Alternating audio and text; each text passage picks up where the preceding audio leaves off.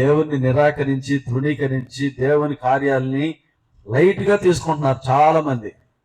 దేవుడు అందుకని మిమ్మల్ని కూడా లైట్ గా తీసుకుంటున్నాడు. మీరు ప్రార్థన చేసినప్పటికీ నేను వినను అంటున్నాడు. విలాపవాక్యాలు 4వ అధ్యాయంలో మనం చదివినట్లయితే మీరు ప్రార్థన చేసినా ఆయన వినను అంటున్నాడు. ఆయన కప్పుకున్నాడంట ముఖాన్ని.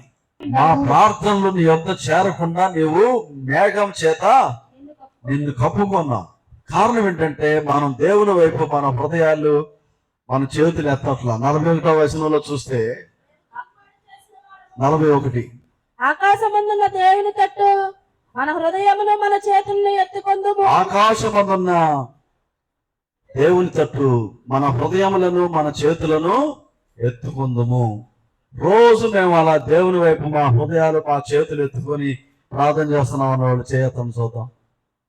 మీరు గుళ్ళోనే పాటలు పాడేటప్పుడే స్తోత్రాలు చేసేటప్పుడే చేతులు ఎత్తరు, ఇంకా మామూలుగా ఎత్తుతున్నారంటే నేను నమ్మాలిక. అదే డాక్టర్ గారు ఎత్తమంటే ఎత్తుతారు. ఒక ఆవిడ ఇంటికి వెళ్ళేసరికి ఎట్టెట్ట అంటుంది, ఓరు నాయనో నీకు ఎంత సాగు వచ్చింది అనుకున్నా. అదే గుళ్ళో రోజు చేతులు స్తోత్రాలు చేసి బాధ రాదు కదా. ఇటు గిలకలాగా ఉంటుంది ఒక రౌండ్, అది పైలు కట్టారు ఫ్యాన్ ఒక్కి, 2 తాళ్ళు ఎలాడుతున్నాయి, ఇట్టెట్టో లాగుతుంది.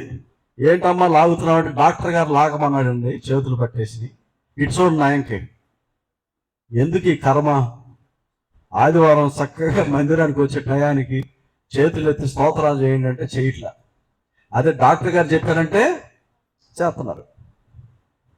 వాకింగ్ వెళ్తున్నారు. డాక్టర్ గారు వాకింగ్ వెళ్ళమంటే ఎన్ని కిలోమీటర్లు అని అడిగా. 2 నుండి 4 కిలోమీటర్లు అండి అంది. సరే చర్చి కాడ నుండి మీ ఇంటికి ఎంత దూరం? 1/2 కిలోమీటర్.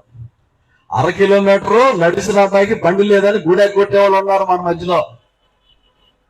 బండిలో ఆయిల్ లేదని మానేసే వాళ్ళు ఉన్నారు, బస్సు లేదని మానేసే వాళ్ళు ఉన్నారు, ఆటో లేదని మానేసే వాళ్ళు ఉన్నారు.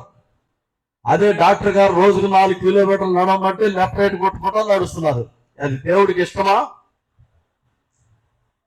అదేదో ఒక 1/2 కిలోమీటర్లో మీ చర్చి నుండి నీ ఇంటి నుండి చర్చికి దూరం ఉంది. అది నడవలేక రాలేక నువ్వు సాకుపోకులు చెప్పి దూరం అయిపోయి దేవుణ్ణి మహిమపరచక దేవుని ఘనపరచక ఉండటం వలన ఈరోజు డాక్టర్ల రూపంలో దేవుడు మనతో మాట్లాడి మనల్ని ఇబ్బంది పెడుతున్నాడు. దేవుడు అంతే ఏమీ లేదు. డాక్టర్లు చెప్తే వింటాం మనం. ఇక్కడ గుళ్ళో పాస్టర్ గారు చెప్తే సేవకులు చెప్తే వినాం మనం. పిల్లలు కూడా కొద్దిమంది కుర్చీల్లోనూ కూర్చుంటున్నారు. చూడండి, వాళ్ళకి ఈ వయసులోనే ఆ బాధ వచ్చేసింది, కింద కూర్చోలేనటువంటి బాధ. అదే డాక్టర్ గారు చెప్తే ఆసనాలు చేయమంటే చేస్తారు. ఒక ముసలోడు ఒక ఇంటికి వెళ్తే, ఒక ముసలాయన పేరు చెప్పను కానీ ఇంటికి వెళ్తే కింద కూర్చొని ఆసనాలు వేస్తున్నాడు. ఎట్లా మా నాన్న వయసు ఉంటుంది ఆయనకి, అప్పుడు ఇంత కూర్చొని ఆసనాలు వేస్తున్నాడు. ఏంటంటే అని అడిగా. నాకు చాలా కాలం నుండి అలవాటు అండి ఆసనాలు వేయటం. ఇంట్లో ఆసనాలు కానీ చర్చిలోకి వచ్చి కింద కూర్చోలేరు. అది విచిత్రం అనమాట, చాలా విచిత్రం ఇది. ఈరోజు పరిశీలించుకుందాం మనం. కొన్ని సంవత్సరాల క్రితం నా కుడికాలు యాక్సిడెంట్ అయ్యి ఇరిగిపోయింది. మీకు తెలవదు చాలా మంది కొత్త వాళ్ళకి.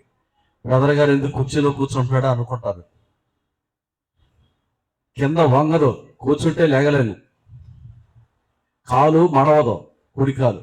అంతకుముందు పెద్ద మొఖాల్లో వేసేవాడిని ఎప్పుడు, ప్రతి ఆదివారం 1 గంట సేపు, ప్రతి ఆదివారం 1 గంట లేదంటే 1/2 గంట అయినా మోకాళ్ళ మీద ఉండేవాడిని, పెద్ద మోకాళ్ళ మీద. ఈ రోజుల్లో కుర్రోళ్ళకి, చిన్నపిల్లలకి, ఆడపిల్లలకి కింద కూర్చోలేకపోతున్నారు. అదే డాక్టర్ గారు చెప్తే యోగాకి వెళ్ళమంటే యోగాకి వెళ్తారు, ఆసనాలు చేయమంటే చేస్తారు, వాకింగ్ చేయమంటే చేస్తారు. నేను చెప్పాను తాడిచ్చినట్టు లాగమంటే లాగుతారు. ఇక్కడ చేతులు ఎత్తడానికి నామోషి. స్తోత్రం.